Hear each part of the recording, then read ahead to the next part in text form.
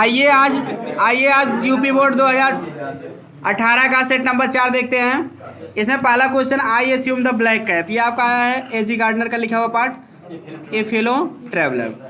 इसी में दूसरा क्वेश्चन आपके सिलेबस में नहीं, काट दीजिए। तीसरा जो है आपका वोमेंस एजुकेशन से, if when you talk about education, women's education by S Radha Krishnan. फिर देखिए 60 में पहला क्वेश्चन काट दीजिए, सिलेबस में नहीं है। दूसरा भी सिलेबस में नहीं है। तीसरा है आपका what did Ram Mohan Roy advocate, Ram Mohan Roy ने किसका समर्थन किया। तो ये आपका हेरिटेज ऑफ इंडिया का, ठीक है, से आया है। ये समाज सुधार का उन्होंने समर्थन किया था, सोशल रिफॉर्म का। Clear. People of India have a passion होगा, लेकिन ये सिलेबस में इस वर्ष नहीं है। क्लियर। फाइटी डिपॉजिट, ये भी सिलेबस में नहीं है। बिल्ड है इसमें आंसर, लेकिन सिलेबस में नहीं है।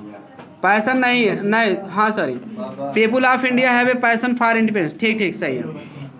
एक पैसन इज नॉट पावर, वो सेक्रेट ऑफ हेल्थ से आया था, हम सोचे वो है, तो सॉरी फॉर दैट। इसमें पैसन सही है।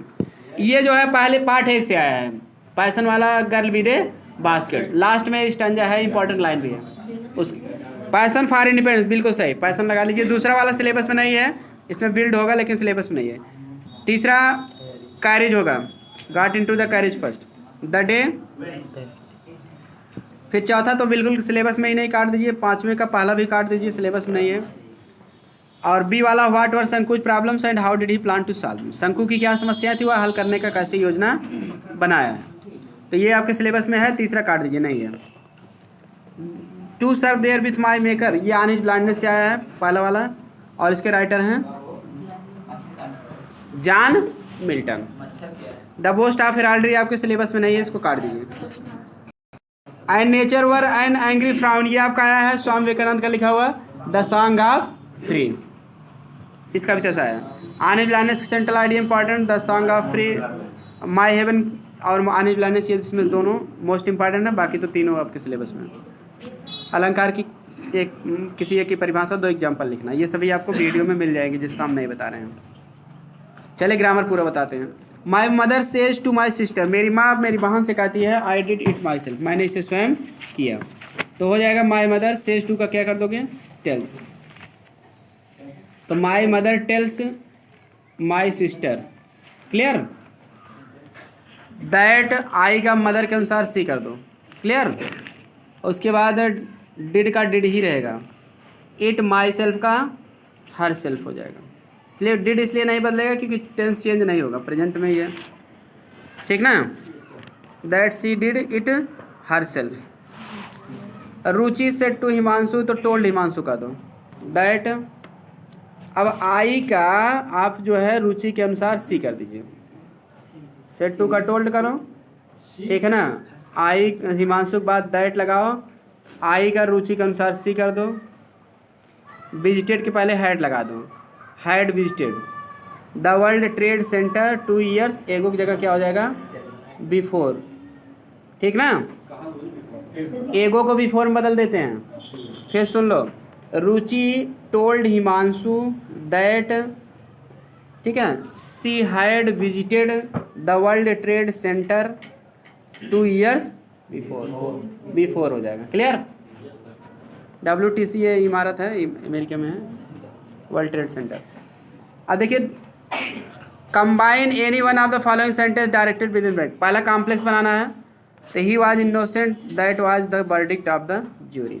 अब इसमें क्या है कि कुछ नहीं करना है आपको, शुरुआत में दैट लगा देना है। दैट ही वाज इनोसेंट कर दो, उसके बाद दैट हटा दो यहाँ से, ठीक है। इनोसेंट बाद कामा करके वाज से जोड़ दो। मतलब क्योंकि दैट और दिस या इट रहता है तो उसको हम क्या करते हैं, तो इसके पहले वाले को हम दैट लगा के बनाते हैं, उसके बाद दैट के बाद जो वर्ब है या इट के बाद या दिस के बाद उसी से हम जोड़ देते हैं, नाउन क्लास बना देते हैं। क्लियर। अगले क्लास को दैट वह हम मतलब वर्डिक्ट ऑफ ज्यूरी, ज्यूरी का मतलब कि न्यायाधीशों के समूह को ज्यूरी कहते हैं, उनका वर्डिक्ट मतलब अभिमत था, उनका निर्णय था। क्लियर। हम यही कहेंगे न्यायाधीशों का वर्डिक्ट था, निर्णय था कि वह निर्दोष था। That he was innocent was the verdict of jury. Clear. जो न्यायाधीशों का समूह होता है, जैसे अयोध्या के मामले की 5 जज मिलकर सुनवाई किए थे, तो 5 जजों के समूह को क्या कहेंगे, ज्यूरी कहेंगे। सरपंच भी कहते हैं गांव में जो होते हैं, उनको भी jury. The sun rose the fog dispersed, compound sentence बनाना है। सूर्य निकला, कोहरा अस्त व्यस्त हो गया। तो अब इसमें कुछ करना नहीं है, एंड लगा के जोड़ दो और क्या। सूर्य निकला और कोहरा क्या हो गया, तितर बितर हो गया। क्लियर, जोड़ बताने वाला है। ठीक है, वेन कहाँ कंपाउंड सेंटेंस में आता है, कॉम्प्लेक्स में आता है। तो कंपाउंड के ही सेंटेंस होने चाहिए। फाइन बॉयज ट्रिक है, अगर आप भूलते हो कंपाउंड के सेंटेंस, एक ट्रिक बता दे रहा हूँ फिर से। आप लिख लो fine boys, FAN fan, BOYS, इन्हीं का फुल फॉर्म कर लो। सारे कंजक्शन आपको कंपाउंड के ही मिलेंगे। F से फार हो जाएगा, A से एंड हो जाएगा, N से नाइदर नार हो जाएगा, B से बट हो जाएगा, O से आर या अदरवाइज हो जाएगा, Y से येट हो जाएगा, S से स्टिल हो जाएगा। ये सारे कंजक्शन कंपाउंड के ही हैं। उसके बाद ठीक ना, एंड भी सेम आता है। कभी भी कंपाउंड बनाना तो इसी में से कोई एक कंजक्शन से आप जोड़ सकते हो, क्योंकि इसमें सभी प्रकार के कंजक्शन हैं और पर्याप्त मात्रा में। चलिए देखते हैं। तो अब देखिए आगे,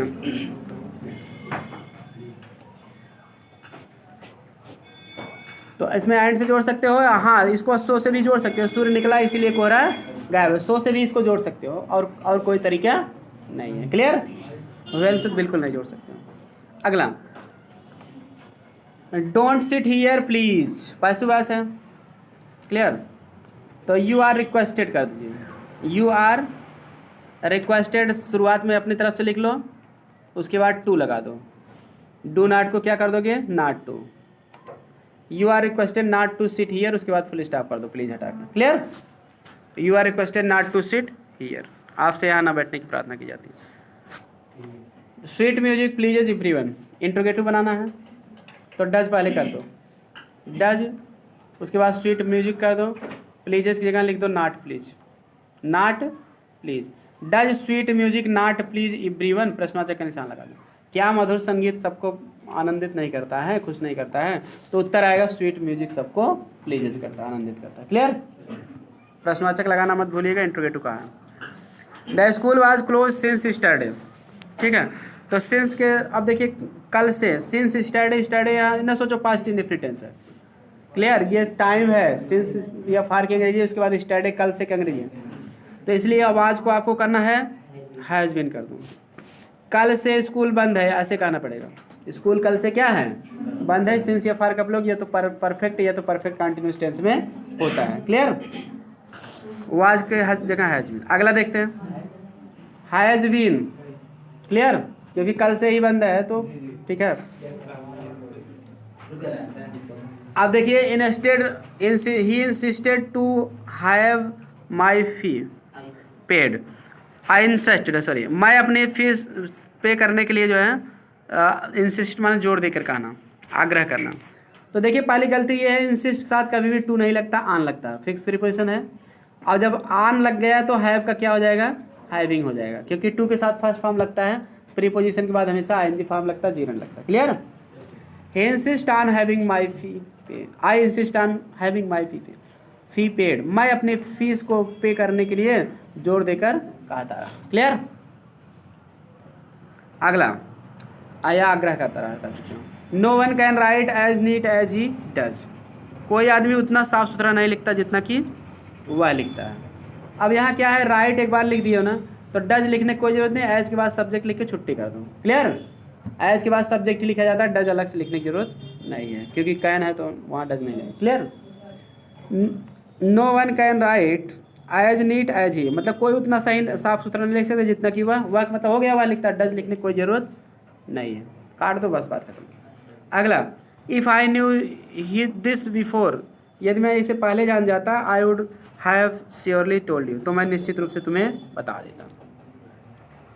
इसमें गलती ये है कि अगर कह दिया कि यदि मैं इसे जान जाता, तो जान जाता मतलब उससे क्लियर हो गया कि पहले ही जानेंगे, तो बिफोर लिखने की यहाँ कोई ज़रूरत नहीं है, तो इसलिए आप केवल बिफोर हटा दो, दिस को रहने दो। मैं इसे जान जाता मतलब हो गया पहले ही जानेंगे, बिफोर हटा दो, उसके बाद आई would have surely told you, सब कुछ सही रहेगा।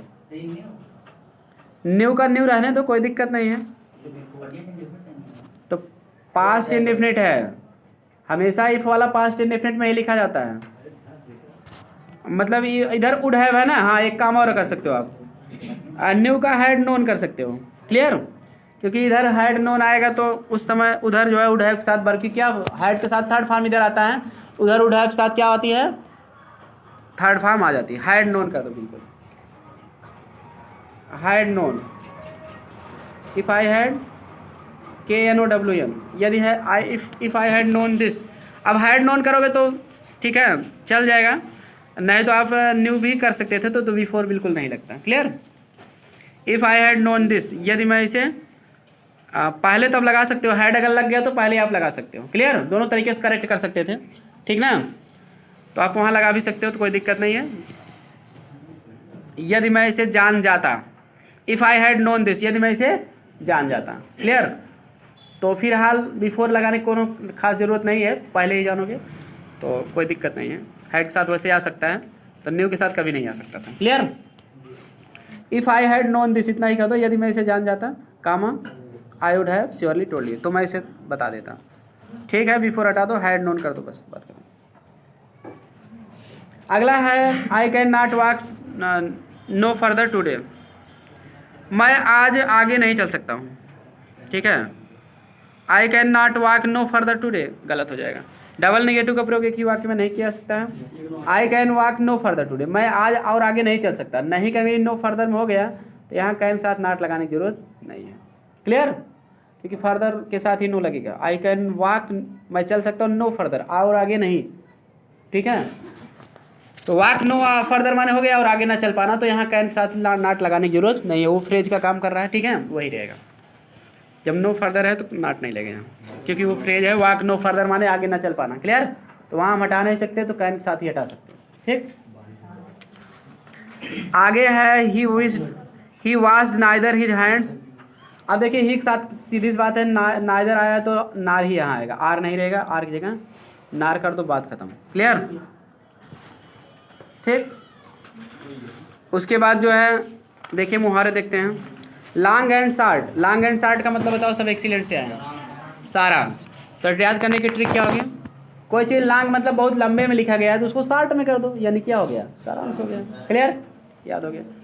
इन हॉट वाटर माने कठिनाई में होगा, गर्म पानी में शाब्दिक अर्थ है, तो ट्रिक करने के लिए आप कहोगे, अगर किसी को गर्म पानी में डाल दोगे तो कठिनाई में आ जाएगा ना। कड़ा है, उसमें पानी है जिसमें गुड़ बनता है, या कोई भी है, उसको गर्म, ठीक है, पानी है उसी में उसको डाल दो तो कठिनाई में आ जाएगा, तो इसलिए इसका मतलब कठिनाई में होता है। क्लियर? अरे आदमी न डालो, किसी जानवर को ही डाल दो तो वो भी कठिनाई में आ जाएगा। Play ducks and drakes, son play ducks and drakes माने बताओ, एक्सीलेंट में दिए गए, धन बर्बाद करना। Very good. क्लियर? अब इसमें याद क्या है कि प्ले माने खेलना होता है, डक्स एंड ड्रेक्स। अब डक्स माने होता है बत्तख होता है, ड्रेक्स माने नर बत्तख होता है। क्लियर? अगर बत्तख आप ठीक है के साथ अगर खेल रहे हो, बत्तख को आप खरीद के लाए हो, उसके खेलने के लिए लाए हो, तो अपना धन ही तो बर्बाद कर रहे हो यार, उनके साथ खेलने से आपको क्या मिलने वाला है। क्लियर? उससे बढ़िया अपने दोस्तों के साथ क्रिकेट वगैरह खेलो। क्लियर? वॉलीबॉल खेलो, क्रिकेट खेलो, कि बत्तख के साथ खेलने से कुछ मिलने वाला नहीं है। क्लियर? केवल आप बत्तख को खरीद के अपना धन क्या करोगे, बर्बाद करोगे, क्योंकि आप खेलोगे, कोई और खेलने वाला नहीं है। अगला है आउट एंड आउट माने क्या होता है बताओ, कंप्लीटली, हाँ पूरी तरीके से। आउट एंड आउट माने होता है पूर्णतया, कंप्लीटली। तो आउट माने क्या होता है, बाहर। जैसे कहते हैं ना वो एकदम आउट है, एकदम और आउट गया है, मतलब बाहर गया। ठीक है, जैसे कोई आदमी आउट हुआ, फिर और लोग आउट हो गए, मतलब पूरी तरह से सब लोग क्या हो गए, आउट हो गए, पूरी टीम ही आउट हो गई। आउट एंड आउट, आउट ही होते गए सब लोग टीम वाले, यानी कि पूरी तरह आउट हो गए। कंप्लीटली होता है पूर्णतया, पूरी तरह से। ठीक ना? ठीक, चलिए। निप इन द बड माने क्या होगा, आरंभ में रोकना, निप इन द बड। अब जैसे इसमें याद करने की ट्रिक होगी, बड माने कली होता है, निप माने उसको काट देना। अगर कोई कली खिल रही है, गुलाब की कली है, कोई भी फूल की, उसको आप शुरुआत में उसको काट दो, तो जान लीजिए आरंभ में उसको क्या किए, नष्ट कर दिए, रोक दिए, उसको खिलने से ही आप रोक दिए, नष्ट कर दिए। क्लियर? आरंभ में रोकना या नष्ट करना। Take the bull by the horns, इसका क्या मतलब होगा, हाँ साहस पूर्वक मुसीबतों का सामना करना, साहस पूर्वक या बड़ी कठिनाई से मुसीबतों का क्या करना, सामना करना। तो इसमें याद कैसे होगा, देखिए टेक माने लेना, बुल माने बुल को, सांड होता है, सांड या बैल। हंस माने सिंह। बैल को अगर सिंह के द्वारा, यानी बैल या सांड, बुल में सांड, तो आप बुल फाइटिंग देखे होंगे आप, ठीक है। बाहुबली फिल्म में सांड से लड़ना, अजय फिल्म में सनी देओल लड़ता है। क्लियर। तो ये सारे एग्जाम्पल्स हैं। तो इसमें होता क्या है, हीरो क्या करता है, सांड को जो है सिंह के द्वारा क्या है, उसको ले लेता है अपने अंडर में, मतलब उसको हरा देता है। तो जान लीजिए अगर सांड को जो है सिंह पकड़ कर, क्योंकि सिंह से ही मारेगा, तो सिंह को ही पकड़ कर उसको हराएगा, तो जान लीजिए बड़ी कठिनाई से मुसीबतों का क्या कर रहा हो, सामना कर रहा है, क्योंकि नहीं तो मार भी देता हो। क्लियर। आई होप समझ में आ गया होगा। चलिए आगे देखते हैं एंटोनिम्स। कार्नल। कार्नल माने क्या होता है, शारीरिक होता है, दैहिक या शारीरिक, ठीक है। कार्निवरस इससे बना है। क्लियर। अब कार्नल मतलब शारीरिक होता है, स्पिरिचुअल इसका कर दो, आध्यात्मिक। SPIRITUAL, स्पिरिचुअल माने आत्मिक। जो आत्मिक मतलब क्या, आत्मा शारीरिक उसका उल्टा है। क्लियर।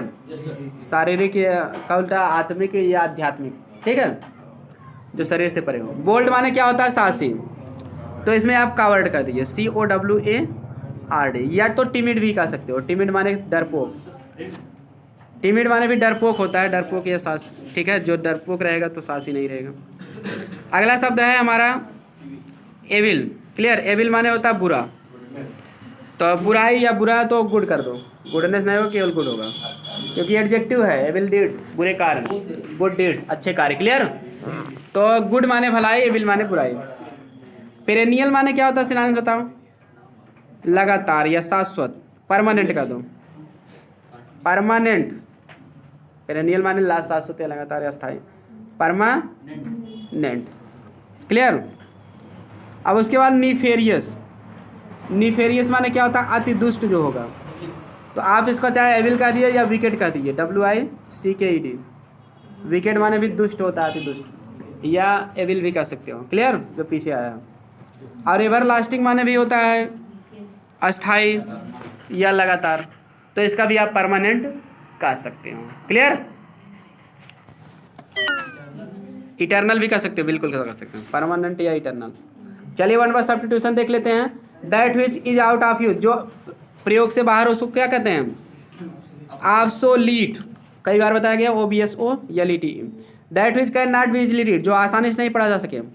इलिजिबल, ILLEGIBLE, कई बार बताया गया पीछे, एलिजिबल। उसके बाद है a person who Yeats too much, आगे है a person who Yeats too much, जो आदमी बहुत ज़्यादा खाता है उसको हम क्या कहेंगे, उसको हम कहते हैं ग्लटन, GLUTTON। ग्लटन माने होता है पेट्टू, ठीक है, GLUTTON, ग्लटन माने पेट्टू। क्लियर। एलिजिबल की स्पेलिंग ILLEGIBLE। सब हो गया ना। चलिए आगे चलिए अगला देखते हैं। होमोफोन्स बताइए। एंटिक।